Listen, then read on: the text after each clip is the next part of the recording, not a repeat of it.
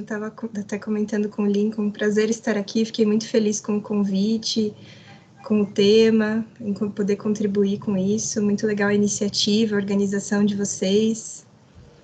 Os meninos aí são fera. Agora apareceu para mim aqui os slides. Legal, eu acho que aí a Nath conseguiu abrir os slides, mas eu não sei se você consegue assumir o controle, né? Deixa eu ver aqui, tá aparecendo que eu não posso pedir o controle. Não está disponível para eu pedir o controle. Não, tudo bem. Você se importa, de repente, da gente passando na medida que você for apresentando? Não, tudo bem, tranquilíssimo. Tranquilo? Então, pessoal, acho que já dá para a gente começar, né? Já é 19h02. Aí o pessoal vai chegando e quem não conseguir acesso estará disponível para gravação. Então, só para explicar para o pessoal, a palestra ela vai ser conduzida pela Amanda e no final da apresentação a gente abre para as perguntas, tá? Quem tiver pergunta pode enviar pelo chat ou pedir a palavra levantando a mãozinha ali quando a Amanda terminar a sua fala, tá? Eu quero já fazer os agradecimentos aqui, quero agradecer o pessoal da organização, né? O Bruno Cavalari, a Fabiana Rossi, o Fernando Cardoso, a Letícia Baglioli, a Natália Barbosa Alves. Para quem não me conhece, eu sou o Lincoln. E no finalzinho da palestra, nós enviaremos pelo chat a lista de presença para validação das horas complementares. Então, Amanda, em nome do curso de Psicologia da Estácio, nós lhe damos as boas-vindas e agradecemos imensamente a gentileza por você disponibilizar teu tempo e compartilhar o teu conhecimento conosco. Eu vou passar aqui um mini currículo, tá? Para o pessoal te conhecer um pouquinho mais. Amanda Stroparo, psicóloga, mestre em filosofia, pós-graduanda em psicologia analítica e doutoranda em filosofia. É autora de capítulos de livros e artigos. Esqueci alguma coisa, Amanda? É isso? Certíssimo, muito obrigada. Perfeito, então vou passar a fala para você, tá? Qualquer dúvida, qualquer coisa, a gente está à tua disposição daí, tá bom? Tá ótimo. Então, boa noite a todas e a todos. Realmente repito, né? Não me canso de repetir que é um prazer estar aqui. Fiquei realmente muito feliz com o convite, cada vez mais feliz. À medida que estou conhecendo vocês, né? De estar participando e estar podendo contribuir com esse tema. O Setembro Amarelo. Hoje eu trouxe uma fala que eu denominei de A Morte como Tecelã da Vida, como o sofrimento pode gerar significados para o viver.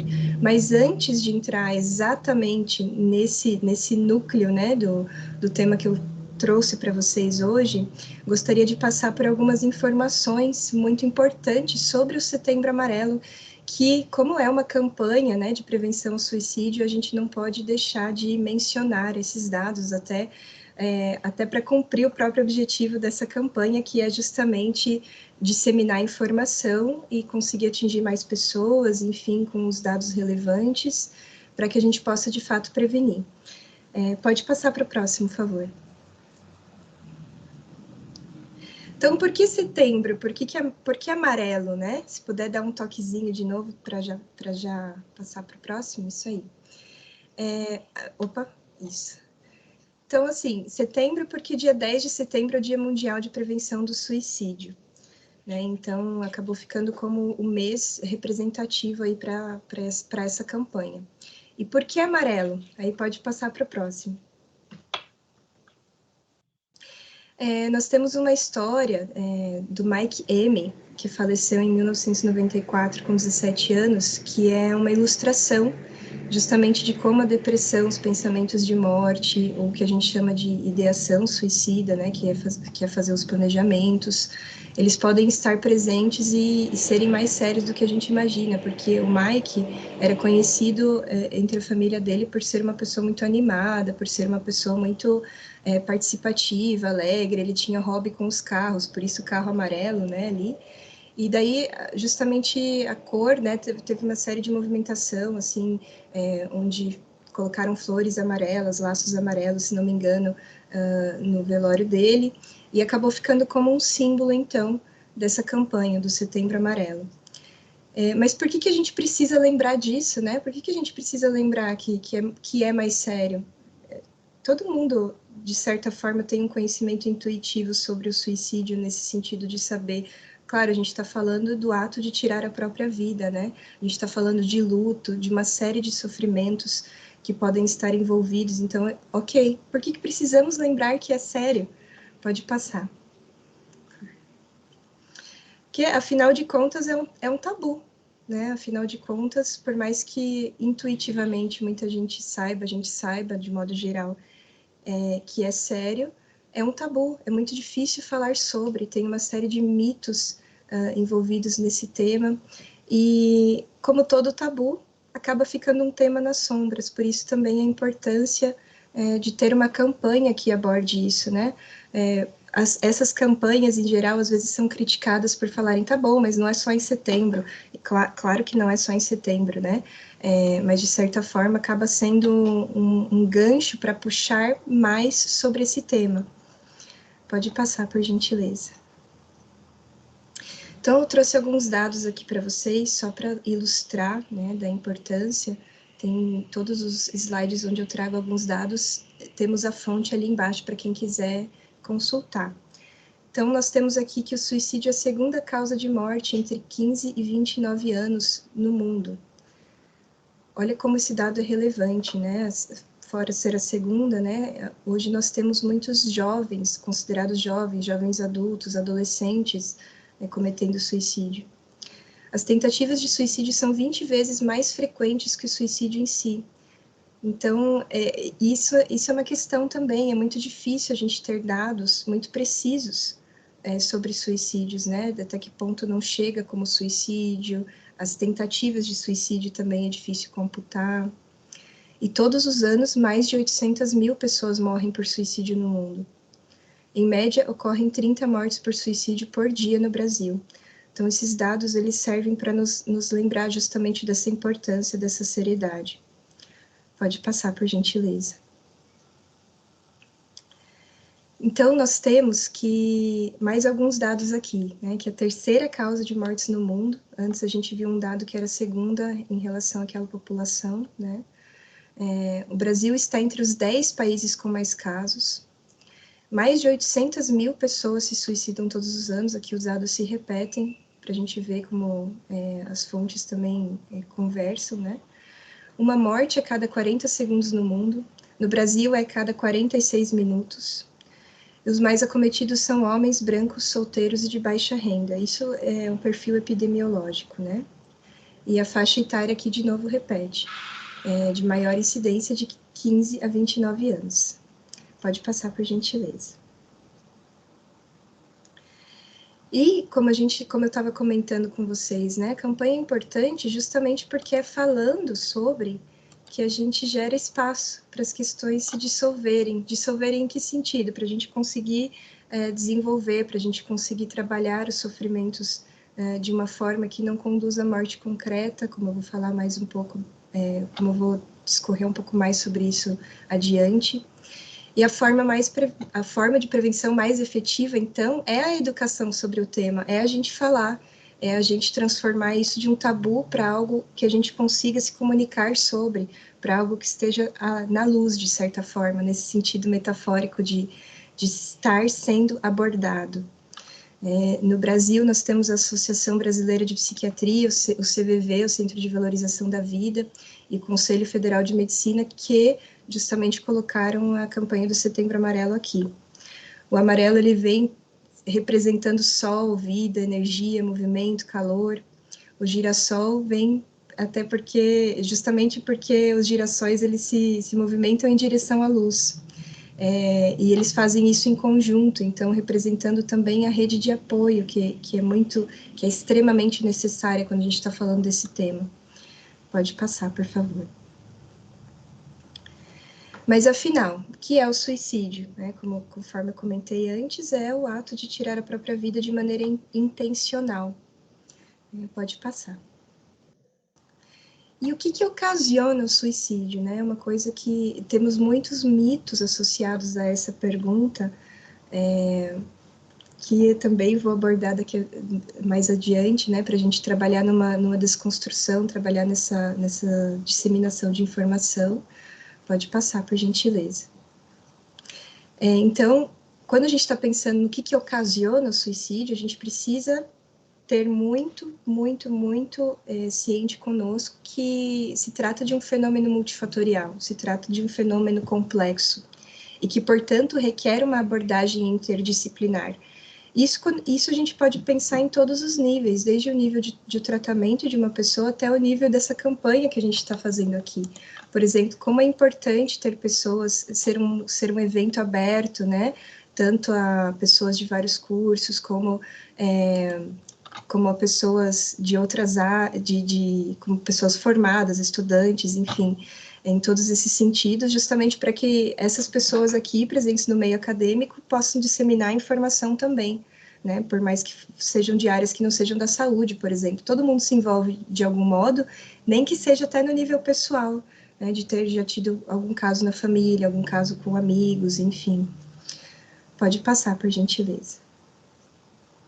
Como assim multifatorial? Né? Nós temos uma série de fatores de várias naturezas, de diversas naturezas envolvidos nesse fenômeno, justamente. Fatores biológicos, fatores psicológicos, espirituais, familiares, econômicos, sociais, culturais. Nós podemos até citar alguns exemplos para a gente ver a complexidade. Imaginem a combinação de fatores de diferentes situações, diferentes circunstâncias a partir de todas essas dimensões ali, né, biológicos, se tem alguma doença, se não, metabolismo, psicológicos, né, transtornos mentais, personalidade, temperamento, por mais que seja um pouquinho polêmico isso, de certa forma, né? Espirituais, crenças religiosas, até que ponto interferem ou não, até que ponto são fatores de proteção, ou seja, fatores que protegem a pessoa de vir a considerar o suicídio ou de vir a realmente concretizar o suicídio.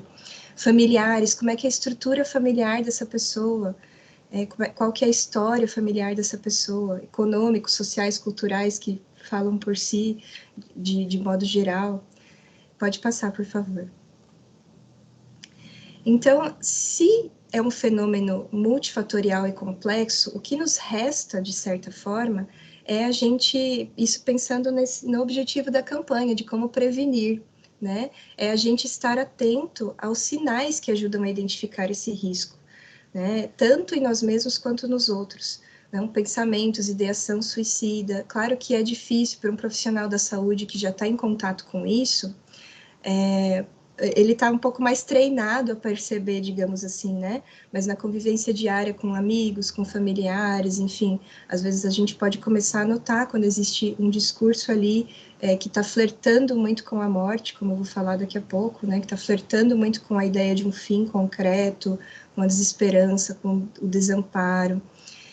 Tentativas de suicídio, de fato, tentativas que já se mostram como tal. A depressão e suas diversas manifestações, o abuso de substâncias também é considerado um fator de risco, ou seja, um fator que aumenta a possibilidade, digamos assim, né, da pessoa estar passando por esse flerte com a morte. Pode passar. Outros sinais ainda, né, o isolamento afetivo, o sentimento de solidão, o desamparo, a desesperança, a autodesvalorização, de novo, né, entra de certa forma, às vezes de uma maneira sutil no discurso, comportamentos de risco. O que é isso, né? É se colocar em risco, por exemplo, ter o hábito de dirigir a uma velocidade muito arriscada, embriagado, por exemplo, né, enfim. Crise de sentido, crise existencial, não ver sentido nas coisas, que é algo que às vezes está presente na depressão, geralmente está presente na depressão, mas pode estar presente fora de um contexto muito clássico da depressão, no sentido assim de como que o transtorno é descrito, né? Pode passar. Daí eu trouxe assim alguns exemplos para vocês. Eu gosto muito de trabalhar, inclusive na minha prática clínica, assim, com metáforas, com filmes, com séries. e trouxe alguns personagens aqui, tentei trazer alguns mais conhecidos, mas quem não conhecer, fica aí a indicação, né, de série, para quem tiver o interesse até de fazer essa reflexão, essas reflexões depois, né. Esse é o Dr. House, da série House. Ele é uma figura, enfim, eu não vou descrever muito também, para não ficar muito tempo nisso, mas ele, assim, ele tem um humor muito cínico, ele acaba abusando de substâncias, porque ele toma em excesso um remédio para dor, que acaba causando alterações cognitivas também, que ajudam ele, até pela própria dependência também, a produzir mais, enfim, a ter um desempenho melhor. Ele é bem workaholic, né? Ele evita também se conectar muito profundamente com as pessoas ao redor dele.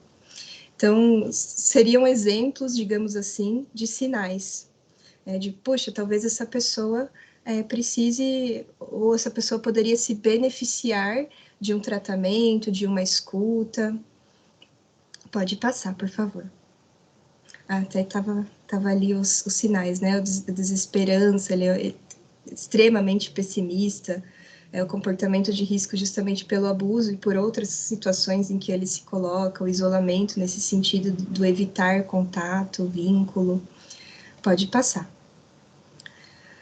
Nós temos a Tiffany Maxwell do Lado Bom da Vida, é um filme relativamente recente. Pode passar de novo, por favor. Ela está passando no filme por um luto, né? Ela perde, se não me engano, o marido, né? Agora eu fiquei na dúvida, na verdade, só se foi morte ou se eles se divorciaram, mas se não me engano foi morte. E ela está passando por uma fase de muita tristeza, ela se isola, ela tem uma desesperança também, dá para ver pelo discurso dela, a coisa do que a gente no senso comum acaba pensando como pessimismo, né?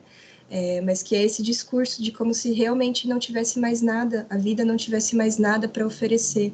E a pessoa se isola a partir disso. Até difícil dizer o que vem antes, o que vem depois. Pode passar, por gentileza. Temos esse filme também, Preciosa, uma história de esperança. Pode passar, por favor. Esse filme é um filme bem intenso, assim, né? Se recomenda, inclusive, para quem tiver gatilhos, um cuidado na hora de assistir, porque tem um contexto nesse filme de extrema violência, é um contexto familiar muito complicado, sociocultural muito complicado, diversos tipos de discriminação, racismo, gordofobia, e é claro que aparecem características ali de uma desesperança muito profunda, na vida como um todo, né, de construir uma história. Pode passar. Temos o Walter Mitty, da Vida Secreta de Walter Mitty, que é um filme, assim, que é até meio na dúvida de colocar ele aqui, porque ele, querendo ou não, é um filme mais comédia, mas, para quem já assistiu, veja até se concorda comigo, ele, principalmente na primeira metade ali do filme, a gente consegue ver, digamos assim, que uma certa apatia, uma certa viver a vida no automático, né? Pode passar, por favor. Um isolamento também, ele tem, isso já aparece no início do filme, então vou tentar evitar spoilers ao máximo. Ele fantasia muito, ele está o tempo todo fantasiando com coisas, às vezes coisas assim muito fora da realidade, enfim, né, muito impossíveis, realmente com efeitos especiais o filme. Mas justamente ilustrando isso, né? Ele preferia estar numa outra realidade do que estar na realidade dele, e de certa forma esse isolamento, essa desesperança que ele tinha, era, a gente pode dizer, um humor, não dizer o transtorno, mas um humor mais deprimido.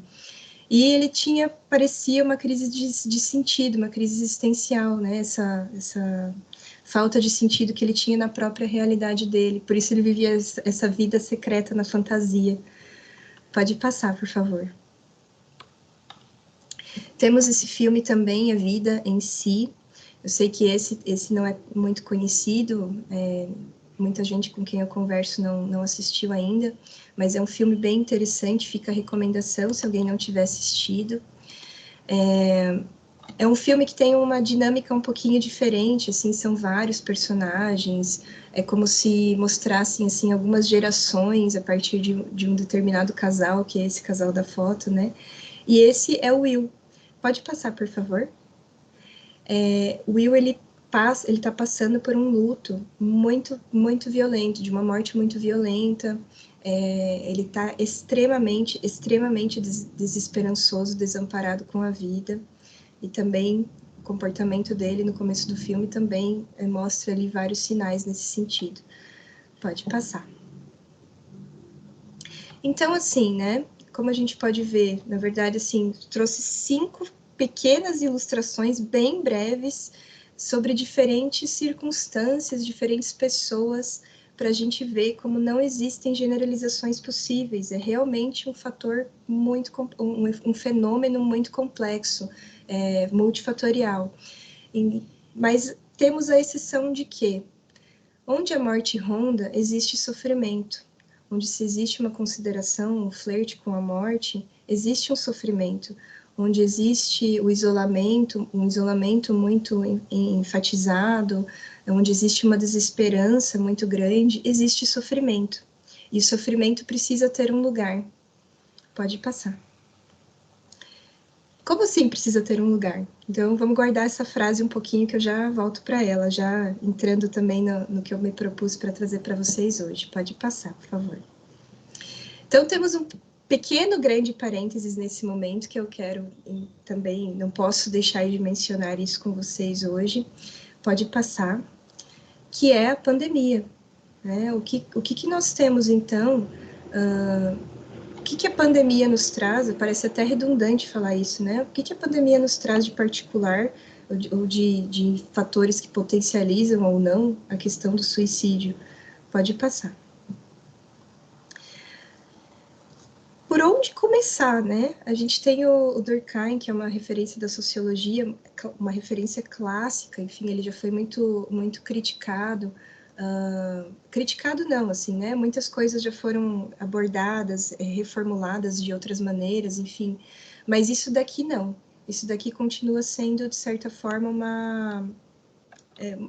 uma conclusão compartilhada por muitos profissionais de muitas áreas.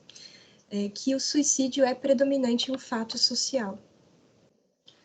Só um pouquinho que veio o aviso aqui de que eu posso apresentar agora.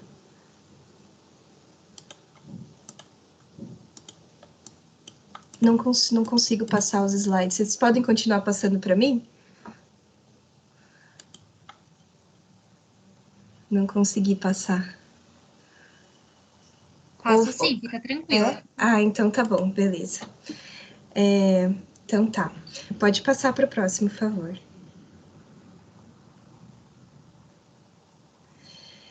Eu trouxe aqui um trecho de um livro para vocês, é uma referência da psicologia existencial, que é o seguinte: com sua morte, o suicida não nos diz somente que já não suportava mais, também fala de nós. Demonstra, por um lado, que não podia continuar nos tolerando. É uma frase é um trecho muito forte, assim, né? Mas para ilustrar essa questão desse fator social, desse fator sociocultural que está envolvido, assim, inevitavelmente no suicídio também, né? Então, se a gente considera a pandemia nesse sentido, é claro, sem sombra de dúvidas, que isso vai ter alguma influência em algum nível, em alguns níveis, talvez é melhor dizendo, sobre esse fenômeno, sobre a incidência desse fenômeno, sobre o sofrimento das pessoas. Pode passar, por favor. Mesmo a famosa autoestima, né, que a gente tanto ouve hoje. Outro dado de fundo social e está diretamente ligado aos padrões de êxito impostos pela sociedade. Porque a gente ouve muito falar sobre autoestima, em referências de suicídio, a gente também vê, às vezes, como um fator de proteção, se a pessoa tem uma autoestima saudável, apesar de que o que significa autoestima já é outra discussão, enfim, as várias teorias sobre autoestima. Mas mesmo ela está ligada a padrões sociais, né? A padrões impostos pela sociedade, o que está sempre envolvido ali também, em menor ou maior medida, nesses fenômenos. Pode passar, por favor. Eu trouxe aqui para vocês um pequeno trecho desse poema, que é um poema que eu tenho muito caro para mim, do Fernando Pessoa, que é o poema Em Linha Reta. Então, nesses trechos ele diz assim, né? Eu que tenho sofrido a angústia das pequenas coisas ridículas, eu verifico que não tenho par nisto tudo neste mundo. Eu que venho sido vil, literalmente vil no sentido mesquinho e infame da vileza, eu estou farto de semideuses. Onde é que há gente? Onde é que há gente no mundo? Olha quanto de não pertencimento, de um sentimento de ser diferente, de ser um desvio,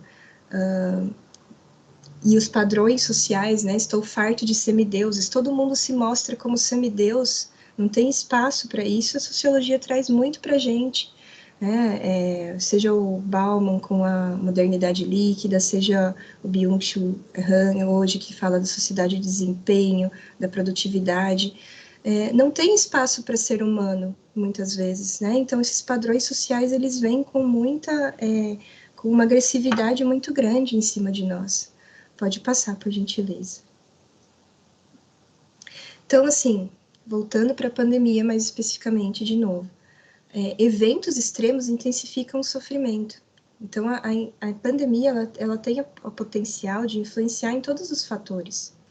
Seja daí trouxe alguns exemplos para vocês, né, pelo medo, pelo isolamento, né, já estamos carecas de saber, já estamos saturadíssimos de saber o quanto o isolamento interfere na nossa vida, mesmo as pessoas que se consideram mais introvertidas, que no início falavam que tudo bem, ficar um pouco mais em casa, a partir de algum momento começaram a sentir os efeitos disso, emocionais, psicológicos, né, a solidão, a desesperança, o acesso reduzido a suporte, muitas vezes, dificuldade de acesso ao tratamento, muitas vezes, doenças e problemas de saúde, próprio Covid, né? Suicídios de pessoas próximas, morte de entes queridos, quantos casos de famílias que perderam mais de uma pessoa em um curto período de tempo, a gente não vê. Pode passar, por favor. Então, um registro importante a ser enfatizado é o fato de que, após alguns desastres nos Estados Unidos, a taxa de suicídio diminuiu no país, o que pode apontar para o Pulling Together Effect, quando as pessoas compartilham determinada experiência e se apoiam, fortalecendo a conexão social. O efeito puxando juntos, efeito aguentando, suportando juntos, né? Esse trecho aqui eu achei muito importante trazer, justamente daí retomando aquela ideia dos girassóis, né? O quanto é importante a rede de apoio, quanto é importante isso que a gente está fazendo aqui. É de uma importância, assim, indizível, de uma importância que a gente não consegue nem mensurar. É o fator mais efetivo na prevenção, sem dúvida, e no tratamento também. A rede de apoio, as conexões com outras pessoas, com coisas importantes para a pessoa também. Pode passar, por favor. Então, e nesses filmes a gente vê isso também, de certa forma, né? Reconstruções a partir da conexão. Em cada um deles a gente pode citar exemplo disso, né? No próprio Lado Bom da Vida, a atriz Jennifer Lawrence ali que faz a Tiffany, grande parte da reconstrução dela se dá com a retomada da dança e com o vínculo que ela faz com o Pat, que é o outro protagonista do filme, né? A própria Preciosa. Mas eu vou especificar um pouquinho mais isso daqui para frente. Pode passar, por favor. Outro dado importante, né? Crianças, adolescentes, adultos e idosos podem fazer parte dessas estatísticas. Por que eu trago isso? Porque para a gente não cair em alguns mitos, né, de que criança não tem depressão, não pode cometer tentativa de suicídio, de que adolescente às vezes só quer chamar atenção. Não, né? A gente não pode se deixar levar por esses mitos quando a gente está falando desse assunto. Pode passar, por favor. Buscar ajuda.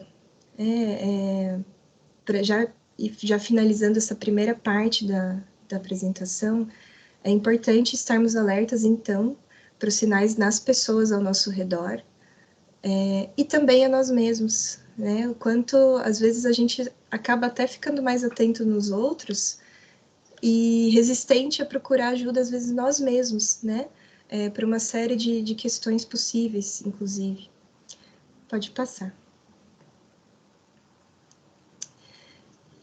para dar só mais uma pincelada nisso, só mais uma cutucada nisso, né? Já mencionei o de chamar atenção, mas assim, temos esses 3 mitos que eu também não podia deixar de mencionar hoje, que é de uma importância imensa, que é aquele que fala em suicídio nunca realmente o comete. Ah, quem fala não faz, né? Não podemos também assumir isso. Falar sobre suicídio pode ser um sinal de que a pessoa esteja em risco, ela está manifestando o sofrimento dela quando ela diz. Gente, imagina, né? Eu tenho certeza que todo mundo que está aqui presente hoje, na verdade, já passou por alguma situação de vida, de uma tristeza muito profunda, de um desamparo, de não ver saída, né? Então, imagina que ponto que esse sofrimento está para a pessoa estar pensando nessa possibilidade, estar flertando, estar fantasiando com essa possibilidade, se é que muita gente aqui não fantasiou, né? Falar sobre suicídio com alguém pode induzir a cometer. Também não, né? Quando a gente estava falando de tabu lá atrás, esse é um dos mitos que mais sustenta o tabu, né? Que vai induzir a cometer, mas não necessariamente, tudo depende da maneira como a gente aborda o assunto, e por isso que a gente precisa disseminar informação também, né? A ideação é suscetível a influências, mas falar sobre isso pode inclusive reduzir a ansiedade, promovendo o alívio, aquela coisa do sofrimento ter um lugar, que eu vou retomar daqui a pouquinho também. E quem fala disso está querendo chamar a atenção. Não, é importante a gente nunca subestimar o sofrimento. A gente pode não estar enxergando esse sofrimento. Muitos mitos da depressão, por exemplo, fulana se maquiou. Nossa, como assim fulana está deprimida se maquiou? Não, isso não significa nada. A gente não está vendo os bastidores da vida dessa pessoa. A gente sabe, acho que também não precisamos ir muito longe, a gente sabe o quanto é possível a gente desenvolver estratégias para esconder o sofrimento, muitas vezes, de nós mesmos, né? Muitas vezes a gente só vai buscar ajuda em uma série de questões possíveis quando a coisa está explodindo, quando a coisa já está insuportável. Não precisa ser assim, a gente precisa ficar mascarando sempre. Pode passar, por favor. Então, lembrem-se, né? O suicídio é um fenômeno multifatorial e portanto, né, também o sofrimento. Pode passar. E que sofrimento é esse, afinal, capaz de nos fazer desejar a morte, capaz de nos fazer flertar com a morte, capaz de nos fazer desejar o fim, digamos assim, né? O não ser. Pode passar. Essa morte que se deseja, a qual se recorre, é morte do que, afinal?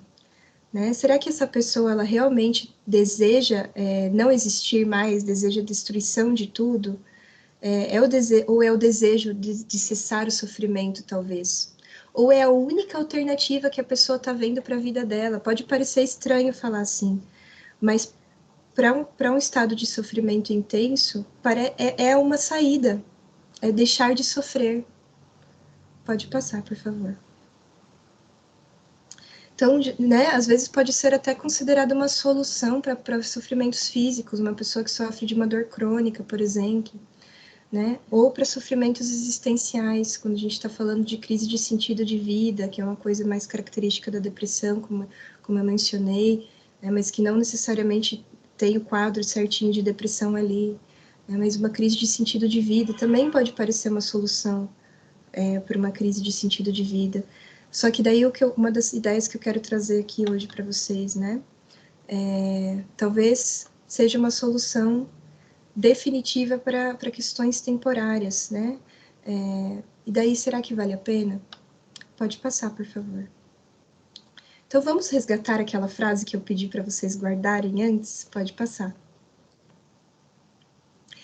Onde a morte ronda, existe sofrimento, e o sofrimento precisa ter um lugar. Pode passar. Então, de novo, né? Como assim um lugar para o sofrimento? A gente veio falando agora, né? Que se a melhor prevenção é falar sobre, se a gente tende a explodir quando a gente está segurando alguma coisa, quando a gente está segurando alguma angústia, quando a gente está segurando algum problema, eu apostaria também na seguinte questão, né? Se alguém aqui nunca explodiu emocionalmente, certamente já explodiu psicossomaticamente, digamos assim, né? Numa gastrite, em alguma coisa que desenvolveu fisicamente por estresse, por ansiedade, Então, se a gente tende a explodir quando a gente segura, então será que o sofrimento não tem que ter um lugar em que ele tenha permissão de aparecer e ser, para que seja possível fazer alguma coisa com ele que não nos faça sofrer desse jeito, nesse nível, né, a ponto da gente desejar a morte, a ponto da gente provocar a morte de nós mesmos, a morte concreta? Pode passar. Eu trouxe essa frase aqui que eu acho muito importante, do James Hillman, que é um psicólogo. Toda vez que o tratamento negligencia diretamente a experiência, enquanto tal, e apressa-se em reduzi-la ou superá-la, algo está sendo feito contra a alma, porque a experiência é o alimento próprio e único da alma. O que está falando essa frase aqui, gente? Por exemplo, né, vou inventar uma situação aqui, totalmente fictícia mesmo. Uma pessoa que está com câncer, está no hospital, ela está tratando o câncer, né?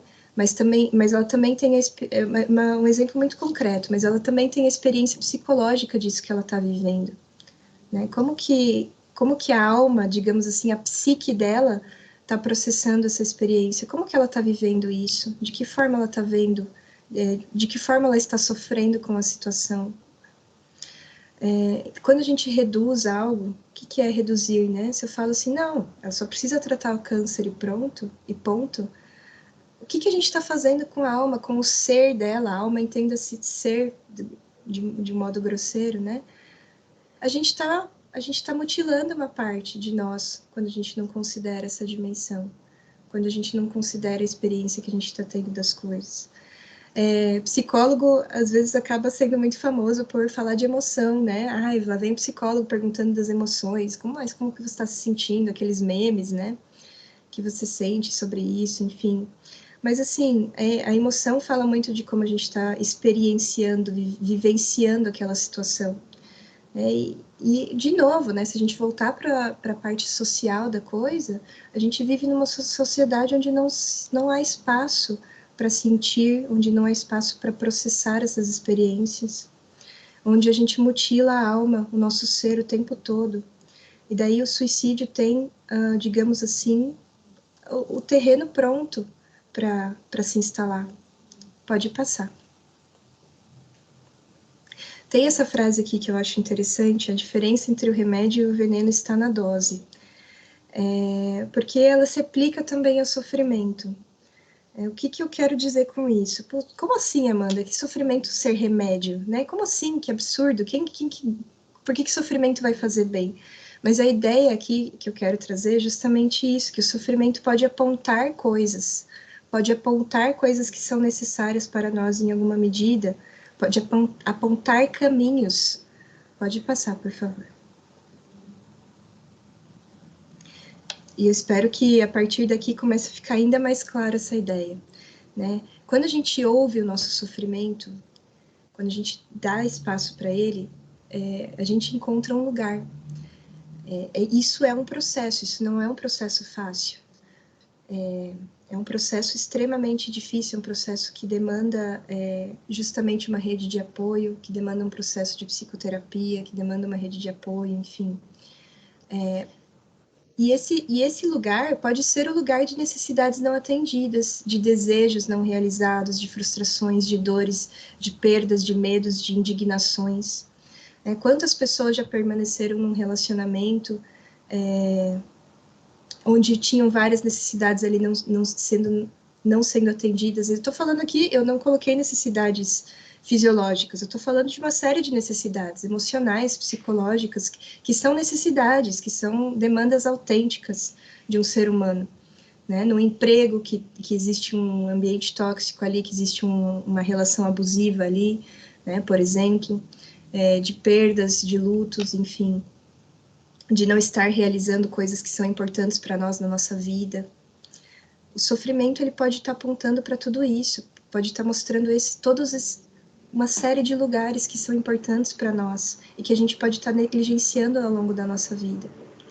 E saber disso nos permite justamente responder esse sofrimento, dando para esse sofrimento um novo sentido, dando para esse sofrimento uma direção. Pode passar, por favor. A dúvida quanto ao sentido da vida, o desespero de um indivíduo diante da aparente ausência de sentido, não constitui uma doença, mas uma das possibilidades da natureza do homem. Então, aqui estamos falando de homem, de ser humano nesse sentido, né? Nós temos essa propriedade, digamos assim, de nos questionar sobre o sentido da vida e de nos desesperar quando a gente não encontra esse sentido. Mas isso não significa que existe algo de errado com a gente. E isso é algo intrínseco de nós, né? Claro que não existe um sentido para a vida, do tipo assim, o meu sentido da vida, eu Amanda, o meu sentido da vida é ser psicóloga. Não existe um sentido para a vida. E não existe um sentido fixo para a vida também. A gente não precisa tomar de uma maneira literal, mas existe a gente ter a vontade de sentido, a gente estar sempre buscando sentidos. Isso é algo natural nosso. E quando está causando sofrimento, o que está acontecendo nesse processo que a gente não está encontrando esses caminhos? Que barreiras estão ali, né? Sejam barreiras, por exemplo, dos fatores que a gente comentou, sociais, econômicos, né? Daí a gente está falando também de questões sociais, de prover, por exemplo, recursos para a sociedade, prover a população, de que pelo menos as necessidades fisiológicas delas sejam atendidas, né? Que é uma questão também importantíssima. Pode passar. Então, essa é a ideia que eu gostaria de trazer, né? O que o flerte com a morte, com o fim, permite novos olhares para a vida. Nós temos na filosofia, na psicologia, uma série de exemplos de autores que abordam isso, nesse sentido de que a gente pensar na nossa finitude, a gente pensar que um dia vai acabar, faz com que a gente pense de que modo a gente está levando a vida, né? E quando a gente está flertando com a morte, quando a gente está flertando com o suicídio, o que está acontecendo que está vindo essa fantasia de acabar com tudo agora? Né? Existe algum caminho que, de repente, esse flerte está me mostrando que, olha, cara, você está esquecendo de olhar para cá, né? Cara, você não está em contato com as coisas que você gostaria de fato de estar realizando. Cara, você não está sendo você mesmo nessa relação, você está sendo uma outra pessoa, você está se anulando, né? Que caminhos, que novos olhares ele pode, esse flerte antecipado, né? Essa consideração antecipada com a morte pode estar mostrando. Pode passar, por favor. Que caminho a visita da morte sinaliza à frente? Eu sei que pode parecer, né? Nós psicólogos, de certa forma, a gente está um pouco mais habituado estamos mais habituados a lidar com metáforas, a lidar com essas perguntas um pouco mais abstratas, mas a ideia, às vezes, é mais simples do que parece, de fato, né?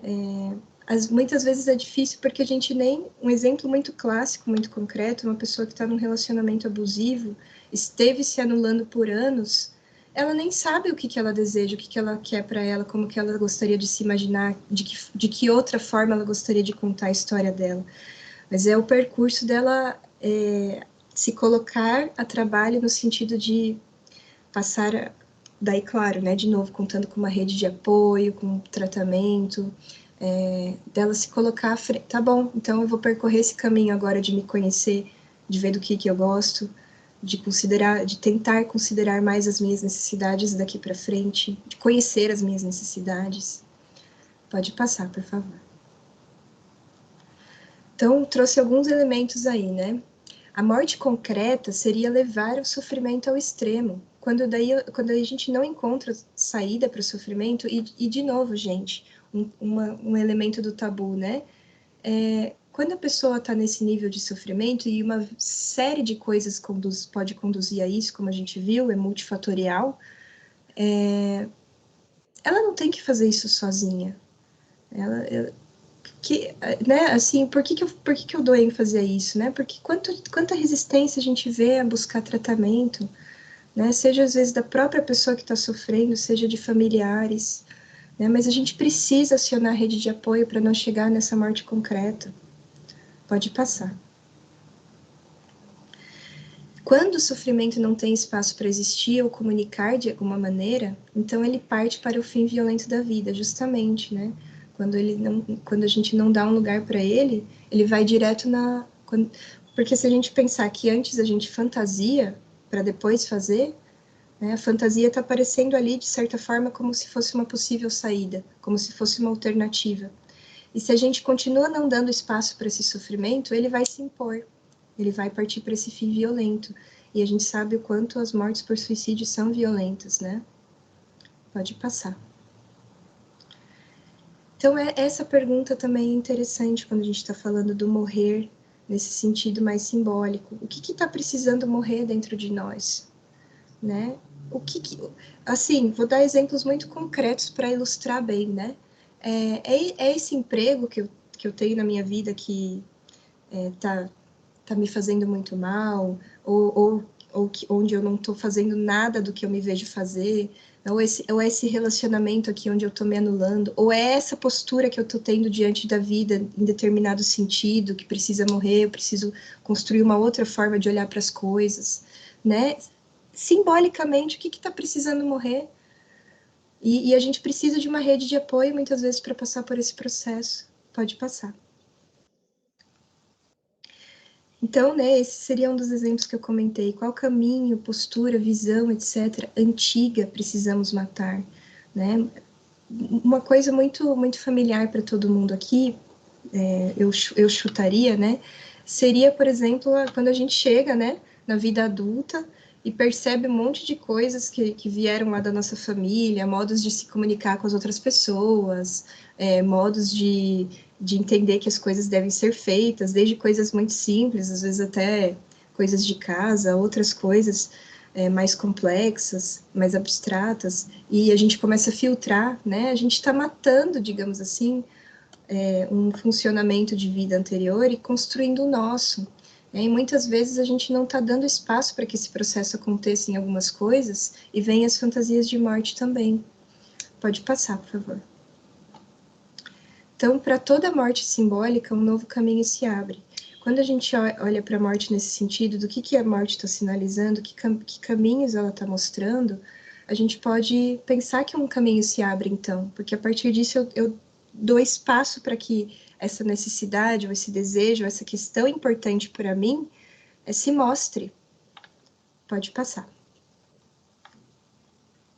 Aqui eu trouxe alguns exemplos também bem breves, assim, bem concretos, bem breves, com muitas ressalvas, né? Porque é para ser breve mesmo, nunca é tão simples assim, nunca é tão evidente assim, né? Isso daqui, esses exemplos são exemplos assim de pessoas que passaram por processos lentos e graduais, porque o processo psicológico é assim, não existe uma receita universal, né? Cada um descobrir o próprio caminho. A gente viu ali, é multifatorial, eu vou repetir bastante isso. É multifatorial, cada pessoa é única, porque tem uma combinação única de fatores. Então, vai ser complexo, sim, vai ser necessário um processo em cima disso, sim, precisa de atenção, precisa de tratamento, precisa ser encaminhado, enfim, tudo isso que a gente está vendo. Né? Então, os dois primeiros são casos clínicos, né? A moça, por exemplo, que perde precocemente um parente com o envolvimento de um erro médico, que vive uma depressão em uma parte de sua vida e acaba descobrindo no cuidado e na ética uma de suas vocações para a vida. Né? No caso, especificando um pouco mais, uma profissão da saúde, que ela descobriu como um grande pilar da vida dela. Um outro caso, um rapaz que, tendo flertado com a morte desde criança, fantasiava com a morte desde criança, por não ver sentido em nada e não se sentir pertencente em nenhum lugar, encontra no próprio questionar, ele gostava de questionar tudo, de um pensamento filosófico, digamos assim, o que o mantém vivo, transformando esse ceticismo em uma eterna pesquisa, foi para a área acadêmica, e descobrindo finalmente seus iguais, começou a se sentir um pouco mais pertencente no meio daqueles que questionavam também. A Bailarina de Auschwitz, que é um livro de uma história bem bonita, bem interessante, uma história bem pesada, bem difícil também. A mulher que, anos após sua sobrevivência aos campos de concentração nazistas, encontra sentido no tratar pessoas com transtorno do estresse pós-traumático. Né? Claro, nem sempre é evidente assim, conforme eu falei, né? Mas foi o caminho que ela encontrou, a resposta que ela encontrou para o sofrimento dela.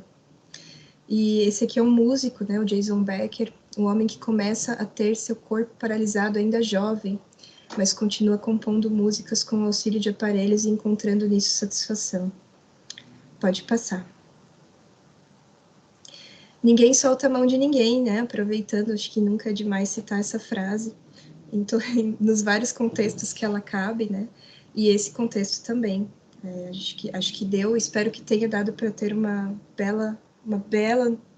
noção muito forte de como a rede de apoio e como essa campanha é importante justamente nesse sentido. Pode passar.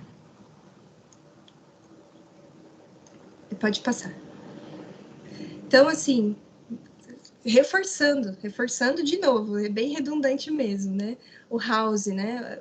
Os momentos que a gente vê ele tendo um pouco mais de fluidez na vida dele, digamos assim, no sentido emocional, psicológico, são momentos que a gente vê muito claramente o vínculo com o Wilson, com a Curi, que trabalhava com ele, com residentes que trabalhavam com ele, momentos em que ele é tocado emocionalmente por pacientes, contato que ele tem com a música, e momentos quando ele se conecta sem barreiras com o sofrimento de outras pessoas, quando ele se permite ser empático e sentir, e não apenas com o próprio. A gente está falando de conexão, a gente está falando de rede de apoio também, né?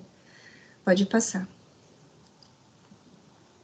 O Walter Mitty, ele tem um vínculo com a Cheryl durante a história do filme, e começa a acontecer uma certa transformação ali quando ele assume para ele mesmo a responsabilidade de buscar a realização dos sentidos dele, de sair da fantasia e construir na realidade.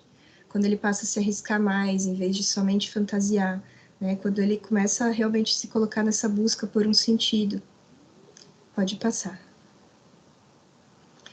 E no caso da Tiffany, do lado bom da vida, né, o vínculo com o Pat, que acho que é um dos elementos principais do filme, né, afinal de contas. Então, quando ela passa a se conectar com as pessoas novamente e com a dança também, que era uma coisa muito cara para ela. Pode passar. De novo, por favor. Da Preciosa, o vínculo com a professora, as colegas de turma, ela consegue aos poucos relatar o que ela passou, o sofrimento, colocar o sofrimento para fora, dar um lugar para o sofrimento, né? E a partir disso ela começa a construir uma vida para ela. Pode passar. Na vida em si, daí, conforme eu falei, né? Ele sofre a perda da esposa, passa a ser um pai solteiro, com um bebezinho. E no caso dele, no filme, ele realmente comete o suicídio, né? Talvez o tratamento não tenha chegado a tempo. A gente vê ali pelo filme que foi muito curto o período e que ele poderia estar, esse é meu parecer, claro, né? Podemos ter algumas divergências aí. Ele podia estar tendo um tratamento mais intensificado, enfim. Mas o isolamento e o desamparo eram nítidos no caso dele. Pode passar. Então, a partir de tudo isso, né, dessa conexão que a gente está vendo, que é de uma relevância extrema em relação a esse fenômeno, claro, em relação à vida no geral, mas quando a gente está falando de suicídio, quando a gente está falando de morte, a gente está falando de vida, afinal de contas, como já deu para ver aqui, né? Quais são os fios que te conectam à vida? Sempre temos, né? A gente volta e meia, a gente vê aquelas metáforas, aqueles ditados, né? Ai, tô por um fio, né, o fio da meada. Quais são os fios que te conectam à vida? Essa imagem são as moiras da mitologia grega que tecem o destino. A gente pode pensar, será que esse fio não está conosco? Será que nós não temos esse fio? E, de certa forma, por mais que nós estejamos, às vezes, em situações de um caos psicológico, emocional e de diversas outras naturezas, né, a gente olhar para esse fio e falar assim, tá bom, qual que é o mínimo que eu consigo fazer com ele? E claro, né, da gente ter essas informações para poder também unir, conectar os nossos fios com os fios de outras pessoas que estão precisando de ajuda e se conectar com a vida, se conectar com as coisas que fazem sentido para nós. Pode passar. A dinâmica dos fios, então, né? Eu trouxe essa imagem que é de um macramê, é um artesanato feito com barbantes, com fios de lã, fios de diversos tipos, enfim. Ele é feito com a mão mesmo, né? Mas temos vários outros exemplos, né? Tem a tecelagem, tem o tricô, o crochê. Eu acho que é uma metáfora muito interessante, por isso que eu trouxe no título, né, a morte como tecelã da vida. Não sei se alguém aqui já teve essa experiência, eu já brinquei um pouco com macramê, e para mim uma das coisas mais fortes assim que ficou foi a paciência que precisava ter muitas vezes, porque muitas vezes cada fiozinho ali, cada relevo ali, em geral, ou pequeno grupinho de relevo, é um ponto que você faz com a mão, que demanda movimentos diferentes, que demanda uma certa precisão, que demanda você estar presente ali, conectado com aquilo que você está fazendo. Então, volta e meia, naturalmente, saem uns erros, né?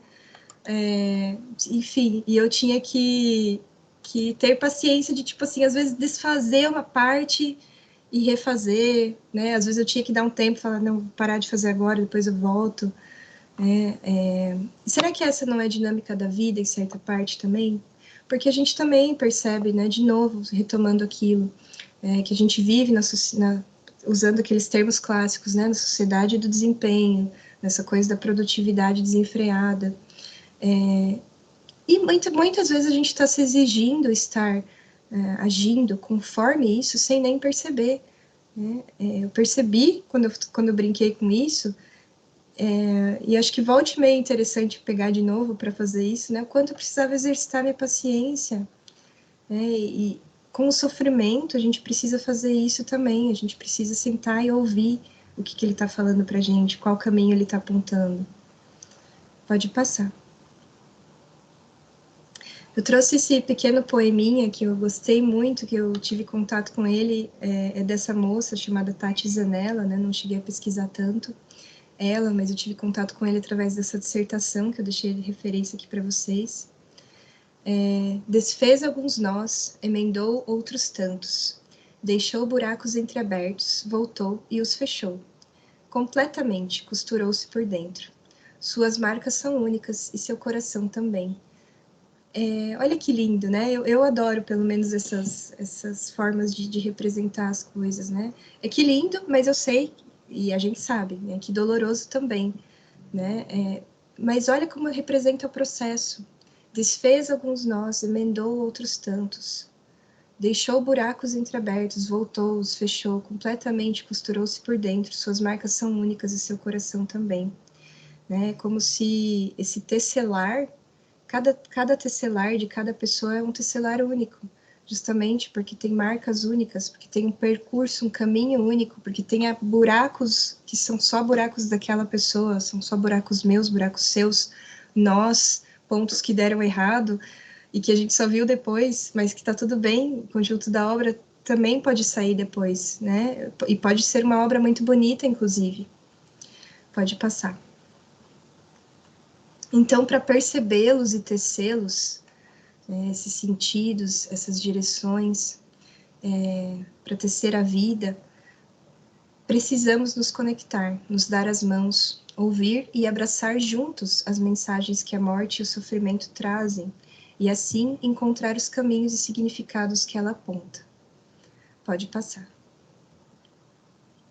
Então, deixei aqui, na verdade, no final, né, também não dá para deixar de citar, né, o CVV, ele tem um contato ali para quem está precisando de apoio, para quem está precisando conversar, que é um contato acessível que se pode ter no momento de urgência ali, sempre importante indicar isso para as pessoas, pode passar. E também não posso deixar de citar clínicas e escolas de psicologia. Por que eu optei por citar essas duas só, né? Porque são fontes mais acessíveis de apoio, mas nós temos aí, pesquisando facilmente na internet, vários grupos de pessoas que fazem apoio, que fazem profissionais que fazem psicoterapia de forma voluntária ou com valor simbólico, né? Nós temos sempre possibilidade, algum lugar para a gente recorrer. Pode passar. Então, era isso que eu queria ter trazido para vocês hoje. Espero que tenha provocado algumas reflexões, espero que tenha agregado um pouco, contribuído para trazer um olhar um pouco diferente, que as metáforas ressoem aí para vocês por algum tempo, que as informações também ressoem por também comprar essa campanha, né, comprar isso para a vida, não só para o setembro, como a gente falou antes, mas para a vida. E é isso, para mim foi um prazer estar aqui. Acho que agora podemos partir para perguntas. Fico super à disposição. Gostaria muito de ouvir, né, comentários, perguntas, enfim. Acho que alguém levantou a mão. Deixa eu descobrir aqui como é que... Oi, eu, Amanda. Olá. Tudo bem? Tudo bem, e você? Bem, Amanda, eu queria te fazer uma pergunta, já que você trouxe algumas coisas sobre filmes e séries. A gente tem uma série que foi bastante polêmica, né, nos últimos anos, por questões do suicídio, que foi 30 Reasons Why, e eu vejo muita gente só criticando e não vendo o lado bom da série. Daí eu queria ver se você também teve esse entendimento, porque para mim, uma coisa que ficou muito marcado na série é que quando alguém se suicida, ela não afeta somente a vida dela, ela não mata só ela mata todas as relações de quem a conhece.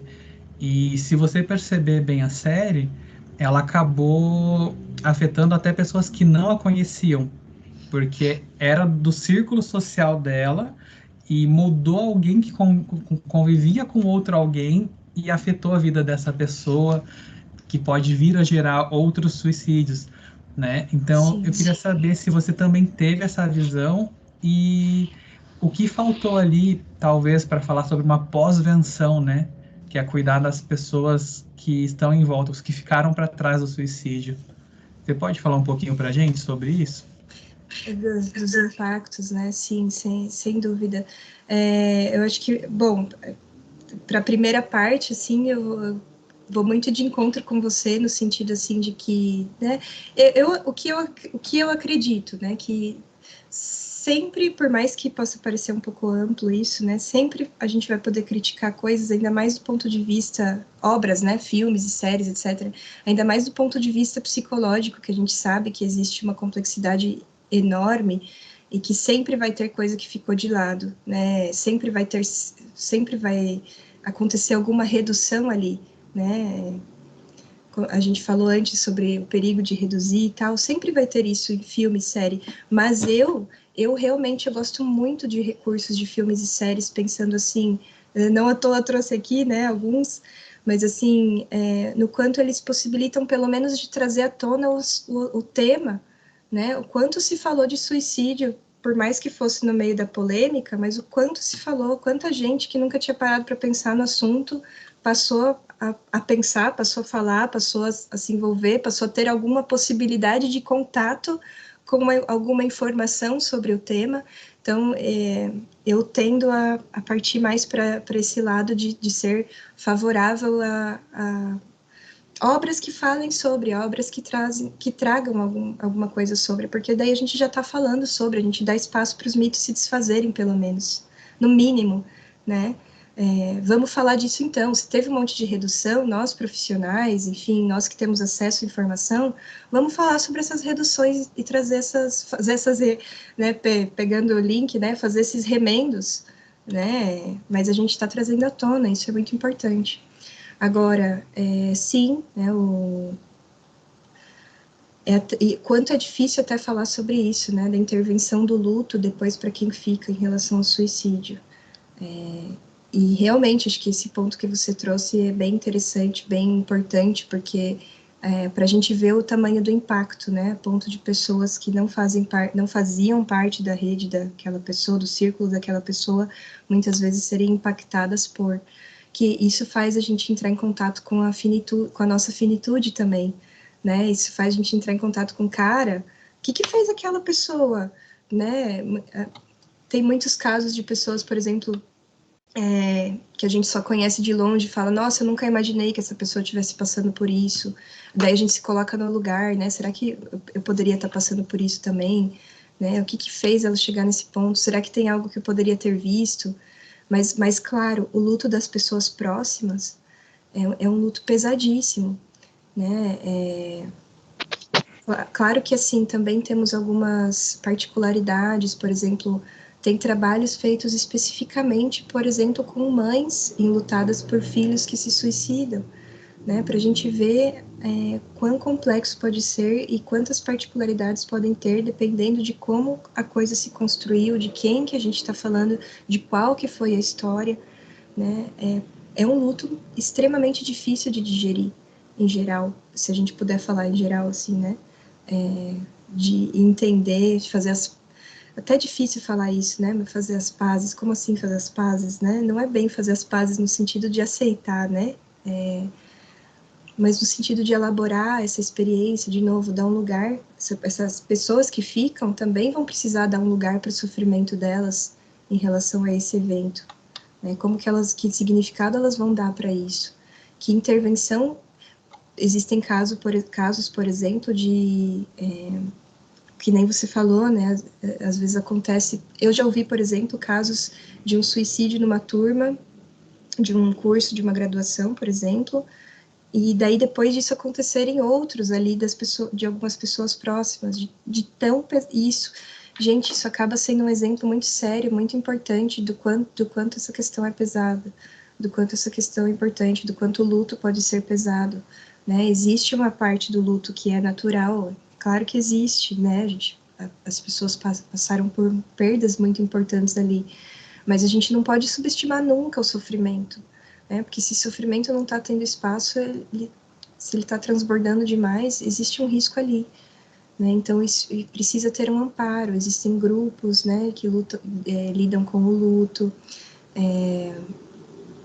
Olha só o quanto a gente precisa se mobilizar nesse sentido, né? Mas precisa ter um acompanhamento depois, em geral, né, para essas pessoas próximas que ficam. O impacto, ele pode realmente, como o Bruno falou, ele pode ter um alcance, assim, a gente não consegue nem mensurar o alcance que tem.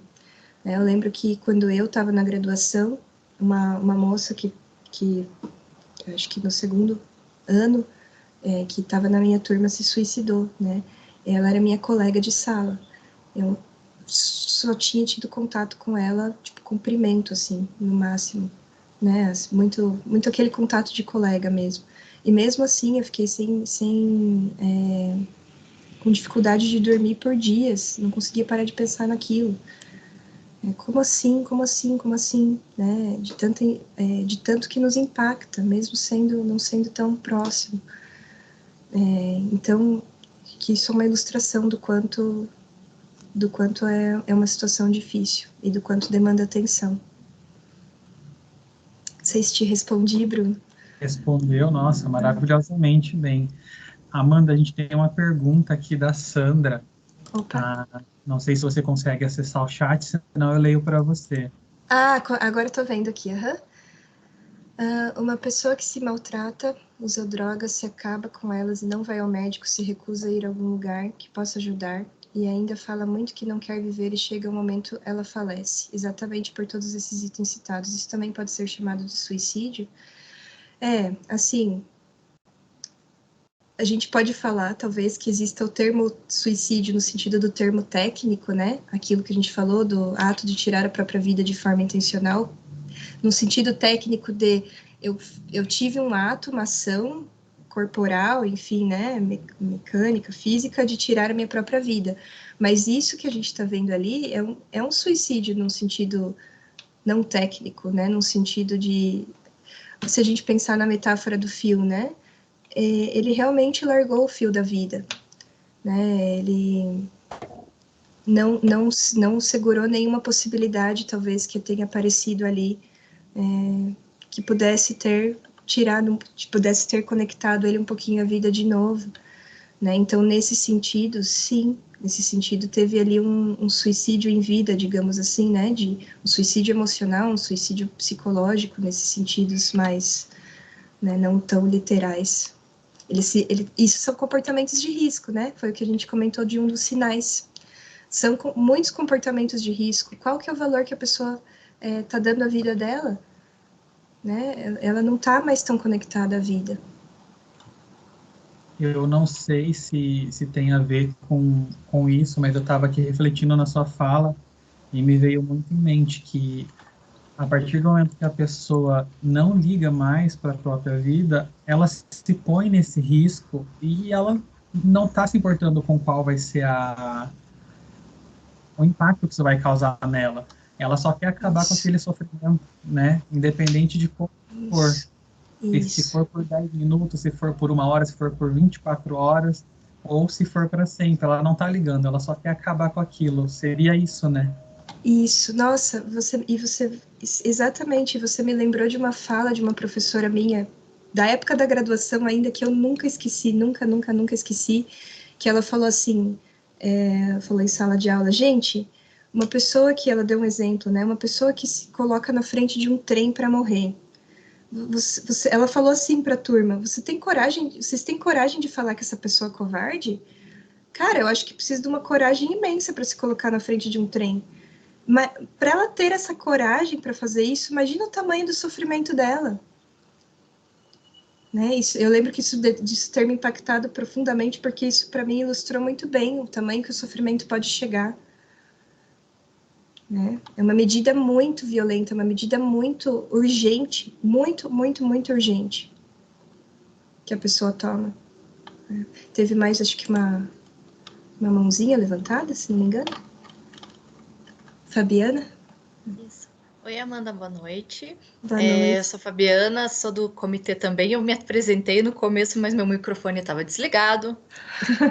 Enfim. Olha, queria falar, eu estou gostando muito da sua fala, acho que você fala de uma forma muito delicada, assim, nesse assunto que é também bem complexo, né? E a gente precisa ter, assim, um manejo mais interessante para esse caso. Enfim, eu gostaria de falar que eu achei muito interessante você trazer essa questão das mortes necessárias, sabe? Porque eu vejo que tanto na vida quanto no curso de psicologia, as pessoas têm uma tendência, assim, quando você fala de morte, fica longe, sabe? Você tá agorando, não sei o quê. Mas tem algumas mortes simbólicas que são muito necessárias. Eu gosto do tarô como ferramenta de autoconhecimento. Então, tem a carta da morte. E, tipo, na cultura pop, isso é uma coisa horrível. Mas para mim, tipo, é uma carta que eu sempre acho muito positiva, porque é tipo, até a morte tem a sua foice, né? Que é para limpar o campo para crescer vida nova, né? E isso para mim é muito uma metáfora do processo terapêutico. Você precisa ir podando uma coisa ou outra para que coisas melhores consigam crescer. Então eu achei muito legal você ter trazido isso nessa palestra. Muito obrigada. Nossa, achei lindo que você trouxe, porque sou suspeita para dizer, mas como eu falei, né? Eu amo metáfora, eu amo histórias, eu amo o tarô também. Eu acho o tarô lindo, assim. Acho que tanto em termos das cartas quanto, né, da jornada, né? E se a gente pensar no tarô, nas cartas como uma jornada, é justamente isso, né? A morte precisa acontecer, ela faz parte da jornada. Ela precisa acontecer para vir um outro ciclo. E uma ideia bem importante nessa coisa da morte necessária, acho que é bem isso, né? Ciclos têm começo e fim. Sempre para começar algo novo, a gente precisa passar por uma morte, de certa forma. Até luto do que a gente não quer mais, por exemplo, o emprego que a gente sai, um relacionamento que a gente acaba, né? Eu, pelo menos, já terminei um relacionamento que eu não queria mais aquele relacionamento, mas eu passei por um luto mesmo assim, porque foi uma morte, né? E às vezes mesmo algo que precisa morrer, é claro que é difícil matar, porque coisas de zona de conforto, coisas que aquela situação nos traz que é difícil de deixar para trás também, uma série de coisas, né? O próprio medo do desconhecido. Gostei muito, obrigada pela contribuição. Eu compartilho, gosto muito das imagens do tarô. Eu que agradeço. Temos mais perguntas, né, Fernando?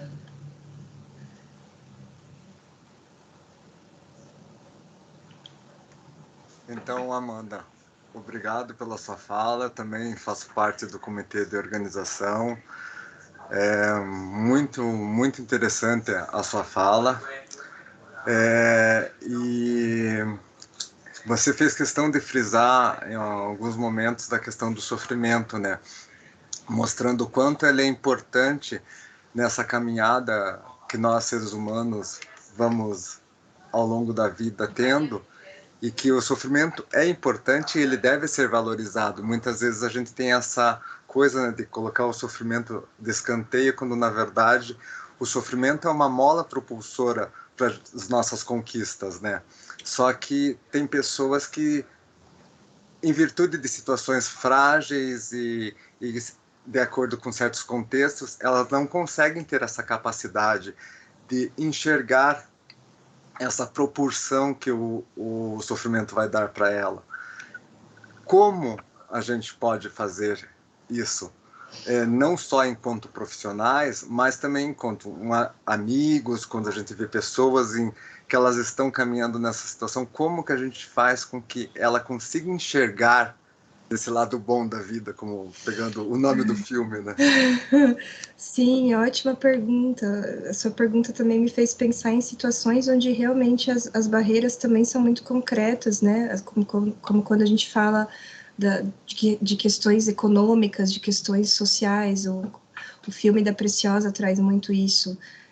Cara, é de uma violência, de um contexto absurdo, né? Como que você vai se reconstruir num contexto daquele? E como que você mostra para a pessoa que é possível quando ela está nesse estado, né, de desesperança, de desamparo profundo? Daí, assim, é uma questão bem complicada isso. Eu me lembrei, a partir da sua pergunta, eu me lembrei do mito da Ariadne e do Minotauro, do Teseu, né, da mitologia grega. De novo, porque eu gosto de usar como metáfora, né? Ilustram dramas humanos, né? E a Ariadne, o Teseu está lá no labirinto, e precisa conseguir sair para escapar do Minotauro também, enfim. Aí a Ariadne dá o fio para ele, para que ele consiga se situar no caminho, consiga sair de lá. Então é por isso que veio o fio da Ariadne, né? Mas, olha só, ela dá o fio para ele, mas ele também precisa decidir usar o fio. Entende o que eu quero dizer nesse sentido? Também tem o papel dele ali, né? É muito difícil a gente falar disso nesse sentido, mas se a gente dá a mão, uma metáfora mais simples ainda, né? A gente dá a mão, você também precisa me dar de volta, né? Não vou conseguir te puxar só sozinha. Faz sentido? Sim, faz sentido essa coisa de... Quando nós somos seres sociais, né? Nós estamos inseridos em sociedade, então nós precisamos um do outro para que a nossa caminhada avance, né? Só que, mesmo assim, algumas pessoas têm essa dificuldade, né, de entender que o outro é importante. Uma coisa que a gente fala o tempo inteiro, atualmente essa palavra está um pouco desgastada, mas é super importante, é a tal da empatia. A gente tem ainda muita dificuldade. A gente fala na empatia, mas a gente não sabe ser empático. Não. A gente quer que a nossa dor seja respeitada, mas a gente não respeita a dor do outro. Sem dúvida, concordo plenamente. Eu acho que, assim, se relaciona com a pergunta que eu vi no chat ali, que vou aproveitar para relacionar, né? Que, de certa forma, assim, o que é esse fio que a gente pode dar? É isso que a gente está fazendo aqui, claro, isso aqui mais especificamente no nível mais impessoal, né? Mas fazer na nossa vida de uma forma geral também, né? De disseminar informação, cara, eu vejo uma pessoa chorando no meio da rua, claro, um exemplo muito concreto, né? Qual que é a minha reação? Né? Eu vou ignorar, eu vejo que uma pessoa que eu conheço se isolou. Ah, não, deixa pra lá, né? Ai, nada a ver essa pessoa, se isolou, não sei o que eu fiz para ela. De novo, exemplos bobos, mas assim, a gente está conseguindo disseminar informação e estarmos um pouco mais atentos, que nem você falou, isso da empatia, concordo plenamente. E esse o movimento da empatia é um movimento dificílimo, né? É um movimento dificílimo até para nós profissionais, no sentido do quanto demanda e tal. Mas assim, se a gente dissemina mais informação, se a gente busca estar mais atento a tudo isso em alguma medida e busca também, claro que não que a gente seja semideus, como disse o Fernando Pessoa ali, né? Porque, como dizia meu pai, uma andorinha só não faz verão, mas na medida do possível que a gente conseguir no nosso dia a dia, de disseminar informação, etc., né, e de estar atento uns aos outros, quem sabe o próprio ensinar entre aspas, né, mas mostrar a importância da empatia para as pessoas já não é uma ação também nesse sentido.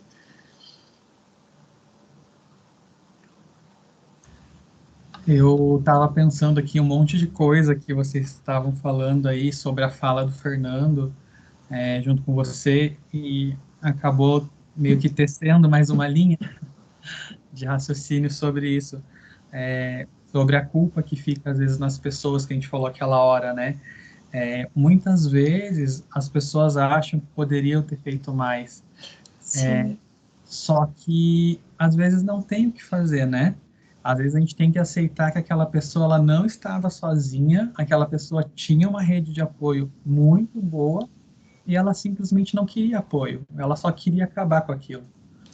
E, infelizmente, a gente acaba tendo que lidar com isso. Eu não sei como dizer isso de uma forma mais amena. Se a gente deveria aceitar isso, ou se a gente, quando percebe que a pessoa não quer ajuda, insistir mais, sabe? O que a gente faz nesse caso? Nossa, é muito difícil mesmo. E você, realmente, esse ponto que você citou, eu nem tinha mencionado isso lá atrás, mas é a questão da culpa. Nossa, mesmo quando a pessoa tentou muita coisa, vem a culpa igual, porque é uma situação avassaladora, né? Mas, assim, quantos elementos influenciam nisso? Muitas vezes a gente nem saber os sinais, né, de que a pessoa está precisando de ajuda, acabar subestimando, seja por uma negação de que eu não quero aceitar que isso esteja acontecendo, né, que daí depois a gente lamenta que, putz, como é que eu não percebi, estava na minha cara, mas assim, eu não pude perceber, eu não tinha condições de perceber isso naquele momento, né, ou eu fiz tudo que estava no meu alcance, de fato, eu dei o fio para a pessoa, eu dei o fio, né, não que a gente tenha esse fio mágico, esse superpoder também, mas assim, a gente tentou ir ao encontro da pessoa, né? Concordo com você que todos nós temos alcance limitado também. Ninguém aqui vai ter um alcance supremo, um alcance infinito, né? Tem psicólogos que muitas vezes passam por situações onde os pacientes que já tratam há algum tempo cometem o suicídio, né? E daí a gente vai falar, puxa, ele não cumpriu a função dele? Não, também não é bem assim, né? Porque sempre existe um limite no alcance, porque a outra pessoa precisa caminhar junto também, em certa medida. É muito difícil, porque é uma culpa, acho que talvez o elemento principal seja isso, né? No luto, um dos elementos muito característicos do luto disso, né? Mães enlutadas por suicídio de filhos, por exemplo. A culpa é extrema, mas realmente a gente aqui de fora, a gente consegue ver, né? A gente consegue ver o quanto existem limites nesses alcances diversos. Sim. Outra coisa na sua fala, já faz um tempinho que você falou, mas eu fiquei aqui esperando para poder falar sobre, você comentou sobre a questão do luto que você viveu de um relacionamento que terminou. Eu percebo que nós temos muitos lutos na nossa sociedade que são invalidados, né? Principalmente quando se trata de relacionamento. A gente escuta muito, principalmente de amigos falando, você está sofrendo por causa de homem, é sério? Você está sofrendo por causa disso, que grande besteira. E a pessoa acaba se sentindo diminuída e achando Sim. que a dor dela não é válida, não é o suficiente, e por isso ela acaba não pedindo ajuda, acaba não procurando um psicólogo, porque ela vai chegar no psicólogo e tem medo do psicólogo olhar para ela e falar, você está sofrendo por isso? Sério? Né? Sim, exato. Bola para frente, não sei o que lá. Não, mas não é assim, o sofrimento não deixa de desistir por causa disso, né? A gente precisa passar por ele, a gente passa por ele, né? Eu já vi um caso de uma pessoa que chegou para terapia, faziam quase 2 anos, não chegava a 2, mas era bem perto, que ela tinha terminado um relacionamento abusivo. Bem abusivo mesmo, assim, né? Com ameaças, enfim. E uma das razões por que ela foi para terapia foi porque ela estava com muita insônia e muitos pesadelos. ela nunca tinha falado para ninguém coisas que ela tinha passado nesse relacionamento. Quando ela começou a falar, ou seja, né, claro, e assim, eu trouxe esse caso porque realmente ficou um caso representativo, mas não que seja sempre evidente assim, né? Mas quando ela começou a falar, à medida que ela foi falando, os pesadelos começaram a passar. Olha o sofrimento pedindo um lugar. Assim, tem exemplos que são muito nítidos, muito claros disso, né? E um luto que ela não estava se permitindo fazer de um relacionamento. Claro que era um relacionamento abusivo, ok, mas sempre tem, como você falou, não precisa ser abusivo, não precisa ser. Sempre tem o luto. Sim, isso me traz uma outra coisa, né? As pessoas falam muito sobre aquelas fases do luto, que parece que hoje meio que está caindo por terra, né? Porque cada um tem a sua subjetividade. Então, não existe um momento certo para você viver o seu luto e não existe o tempo que você fala para a pessoa, vamos, já deu, chega, né? Eu acho que cada um é cada um. Eu vejo muito que as pessoas se intrometem no luto do outro, falando assim, olha, tá na hora de você doar essas roupas aí, dessa pessoa que se foi. Tipo, e não é eu que decido, a pessoa tem que saber quando é a hora dela. Tô falando alguma besteira ou realmente é assim que deve ocorrer? Sim, e de novo, de certa forma, assim, talvez fosse, pegando até o gancho do Fernando ali da empatia, né? Porque ao invés disso, ao invés de falar, né, cara, tira essas roupas daí, né, faz alguma coisa, eu não sento com a pessoa e falo, e aí? Como que você tá? Como é que você tá vivendo isso ainda? De que forma isso tá vindo para você? Olha a diferença, né? Que eu tô dando um espaço completamente diferente para a pessoa falar daquilo. Né? Assim, então eu concordo com você. Tem o tempo da pessoa e tem a forma da gente. Eu gosto da metáfora do rio também, né? Que é muito simples, muito evidente a metáfora do rio. Se a gente coloca uma barreira ali, vai começar a transbordar, né? Como que a gente pode canalizar isso de uma outra maneira? Ok, o nosso objetivo até enquanto profissionais da psicologia, talvez, né, assim, se a gente for, assim, não que seja esse o objetivo, né, mas um dos, que a pessoa, dizendo assim, de modo grosseiro, né, consiga retomar a vida dela, etc e tal, né, tenha o sofrimento amenizado, mas de que maneira a gente vai fazer isso, né, fazendo ela colocar mais embaixo do tapete ainda, ou dando espaço para ela falar do sofrimento. Claro que se a gente está no.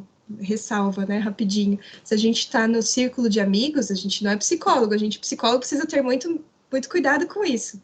A gente não é psicólogo da pessoa, né? A gente pode pensar em termos humanos, né? De se relacionar como ser humano ali, da empatia no sentido de uma relação que a gente tem com aquela pessoa, uma relação com pai, com mãe, com tá, né? Só com essa pequena vírgula que eu acho que é importante a gente colocar, né? Nesse sentido da nossa vida pessoal. Mas empatia, de modo geral, a gente pode pensar nesse ponto, né?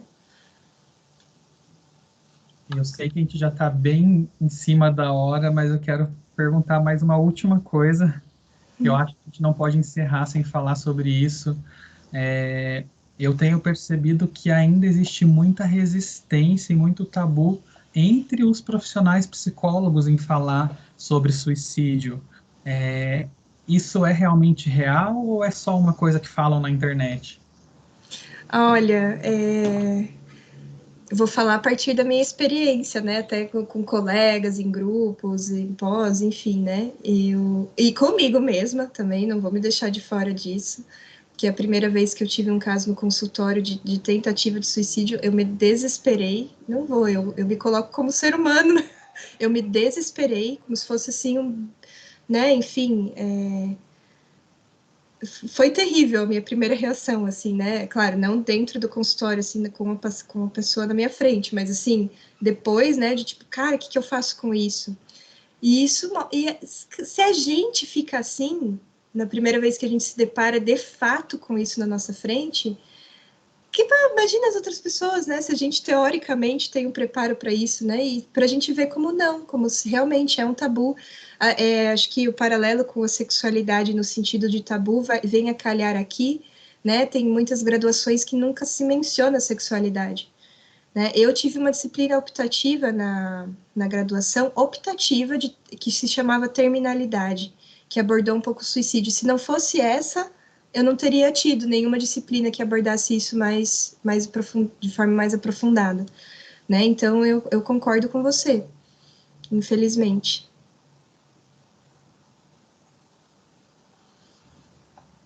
Obrigado.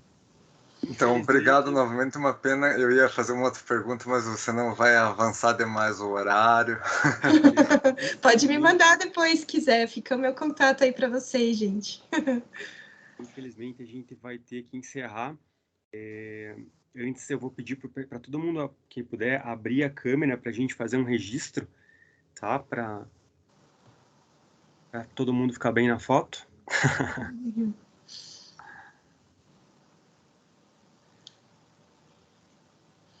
Gente, adorei tecer fios com vocês. Legal. Amanda, eu só tenho a te agradecer por você nos brindar com a sua fala, com a tua fala maravilhosa, muito assertiva. Eu acho que você abordou um assunto muito delicado, né, que precisa de atenção, de uma forma muito leve, né, muito, muito bacana, de uma maneira muito próxima, né. É um assunto que nós, como sociedade, sempre negligenciamos, né. E sempre tem uma certa resistência, como você abordou, como o pessoal comentou ali. Então, sabe, em nome do pessoal, dos alunos aqui da psicologia da Estácio, agradeço imensamente a sua gentileza e o carinho todo em compartilhar essa tua fala tão bacana. Nossa, eu que agradeço, de verdade, de coração. Para mim está sendo um prazer muito grande. Eu gosto muito de falar de sensações corporais, né? Eu tô com o coração, com o peito quentinho aqui, de me sentir acolhida por vocês. Gostei muito do nosso papo, gosto de pensar sempre como um bate-papo. Achei que foi muito, muito legal, foi muito enriquecedor para mim também. Enfim, fiquei muito feliz mesmo. Agradeço de novo pelo convite e me coloco à disposição aí. Perfeito. Eu não sei se mais alguém quer acrescentar alguma coisa, mas muito obrigado, porque olha, tivemos aí mais de 50 participantes numa sexta-feira chuvosa online. Isso é uma conquista. Sim, poxa, estou me sentindo lisonjeada e muito feliz desse tema estar atingindo tanta gente numa sexta-noite.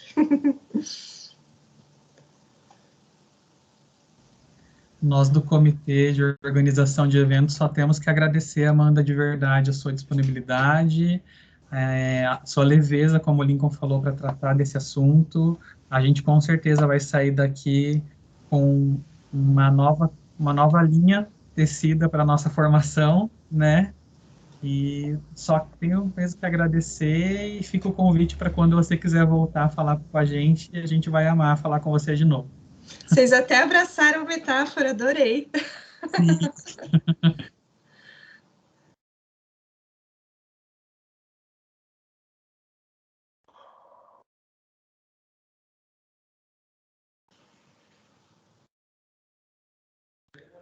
Então é isso, pessoal. Tô vendo aqui no chat o pessoal agradecendo também, super satisfeito com a sua fala, muito legal. Agora Não eu tô sei vendo se também. Obrigada, gente. bem bacana.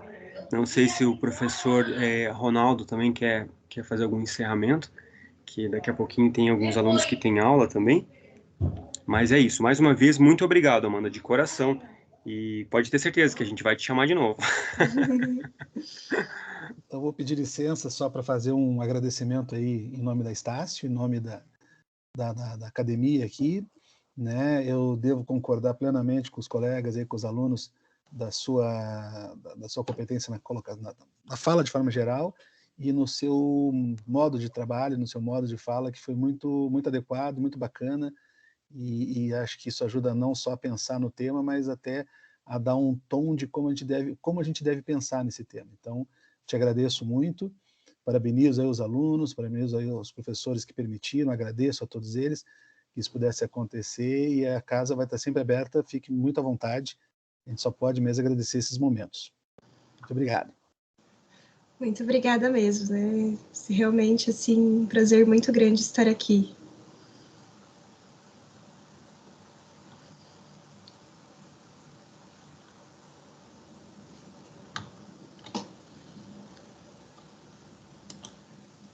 Então, bacana, pessoal. A gente vai encerrar aqui.